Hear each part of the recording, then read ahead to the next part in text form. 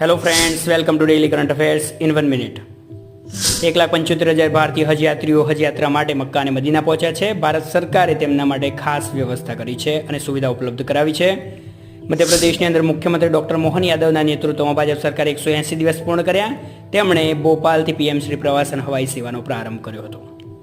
ભારતે Papua new ગિનીના ઈગા પ્રાંતમાં વિનાશક ભૂસ્ખલનને કારણે થયેલા વિનાશનો સામનો કરવા માટે લગભગ 19 ટન સહાય સામગ્રી વહન કરતું વિમાન રવાના કર્યું હતું અને પાપુઆ ન્યૂ ગિની માટે $1 મિલિયન સહાય પેકેજની જાહેરાત કરી હતી. દેશમાં 50,000 મહિલાઓને ઉષ્ણતામાન વીમાની ચૂકવણી 400 થી 1,600 રૂપિયા અને રાજસ્થાન, ગુજરાત અને મહારાષ્ટ્રને સોંપવામાં આવેલી રકમ.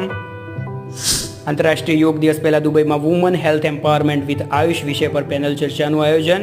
10મો યોગ દિવસ છે અને આ વખતની થીમ છે મહિલા સશક્તિકરણ માટે યોગ. G7ની સ્થાપના 1973માં થઈ હતી. 7 દેશો Italy, Canada, France, Germany, Japan, Britain અને અમેરિકાનો તેમાં સમાવેશ થાય છે.